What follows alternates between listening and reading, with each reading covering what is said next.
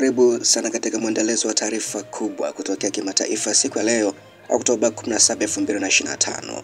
Uwanja mwingine wa mafunzo ya kijeshi huko nchini Ukraine umeshambuliwa na shambulio la kombora la Urusi mnamo Oktoba 16 na kuwajeruhi wanajeshi kadhaa licha ya mabadiliko ya hivi karibuni ya amri iliyokusudiwa kuzuia visa kama hivyo kujirudia.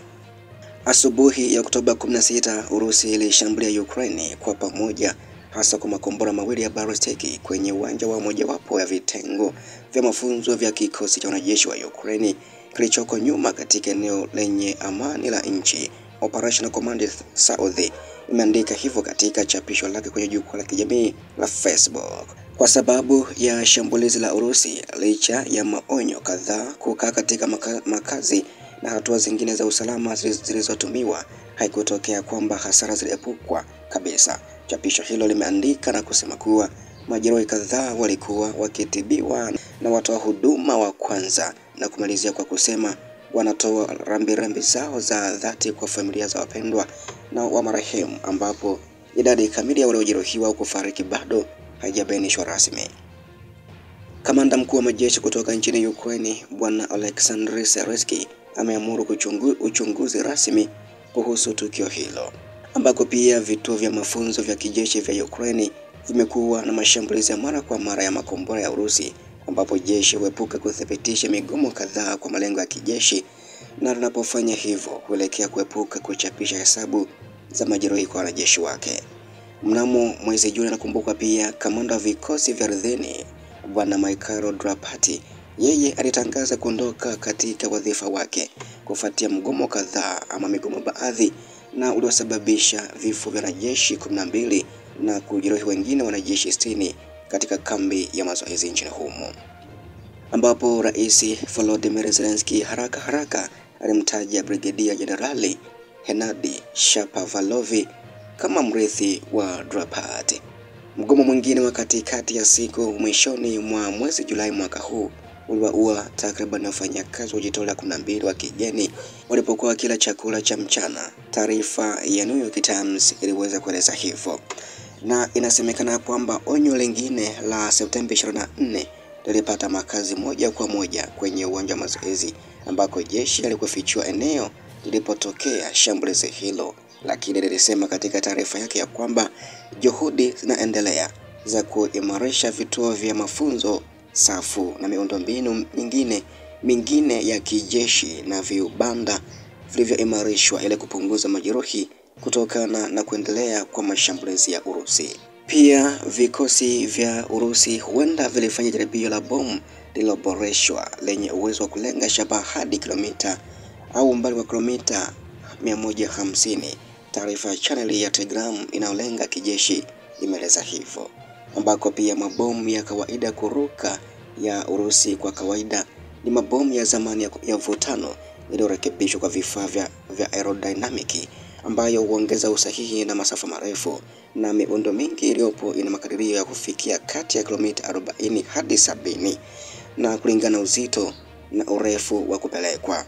Silaha hizo zinachukuliwa kuwa za gharama nafuu na zenye uharibifu mkubwa, zikiruhusu ndege za Urusi kubomoa safu za mbele za Ukraine zilizoimarishwa kutoka umbali salama.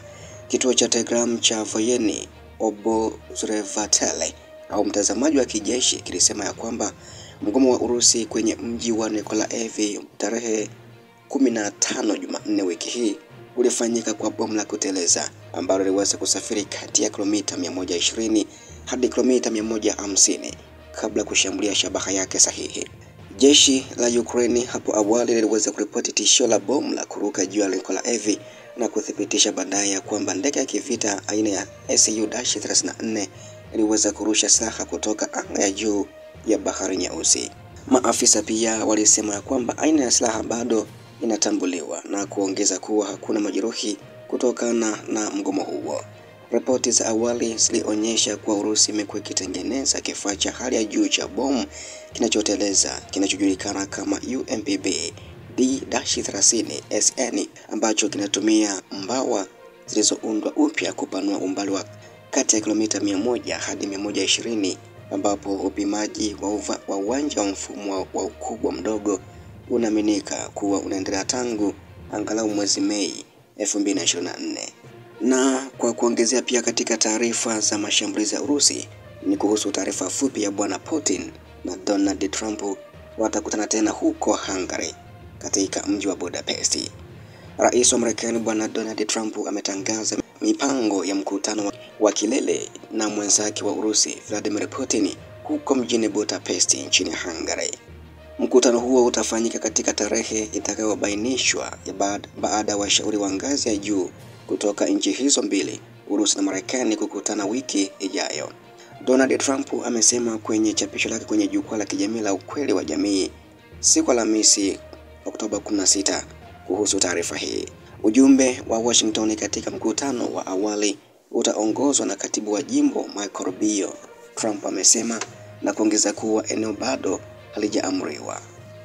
Donald Trump alielezea matumaini yake ya kuwa kwa kukutana na Putin, viongozi hao wawili wataweza kumaliza mzozo wa Ukraine. Simu hiyo pia ilikuwa yenye tija sana. Anaamini ya kuwa mazungumzo ya leo ya simu yamepatikana kwa uzuri. Trump amesema hivyo kufuatia mazungumzo yake na Putin usiku wa kuamkia Oktoba 17. Inakumbukwa pia mkutano wa mwisho kati ya marais hao wawili, Donald Trump na Putin, yalifanyika huko Alaska mwezi Agosti, na wote wawili waliuita mkutano huo ya kuwa wenye tija, ingawa hakuna mafanikio yaliyofikiwa hadi wa sasa baada ya kukutana huko nchini Marekani. Waziri wa mambo ya nje wa Urusi Bwana Sergei Lavrov siku ya Jumatano pia alisifu mawasiliano ya kidiplomasia ya utawala wa Trump, akisema ni serikali pekee ya Magharibi ambayo imefanya juhudi kuelewa sababu za msingi za mzozo wa Ukraine. Na hichi ndicho ambacho pia muda huu nimekufahamisha kuhusu Donald Trump na Putin pia kukutana katika siku za hivi karibuni huko nchini Hungary kwa mazungumzo zaidi baina mwa kumaliza mzozo kati ya Urusi na Ukraine. Lakini pia umefahamu kwa uzuri kabisa kuhusu taarifa ya kombora la Urusi kushambulia uwanja wa mazoezi ya kijeshi huko nchini Ukraine, ambao umesababisha wanajeshi kadhaa kupata majeruhi. Na umesikia pia kile ambacho nimekufahamisha kuhusu vikosi vya Urusi huenda vilifanya jaribio la bomu lililoboreshwa lenye uwezo wa kulenga shabaha hadi umbali wa kilomita 150. Hivyo basi na kuahidia kwamba taarifa zaidi zinafuatia hapo baadaye. Endelea kunifuatilia kila siku na kila wakati kwa taarifa zote kutoka kimataifa na kitaifa.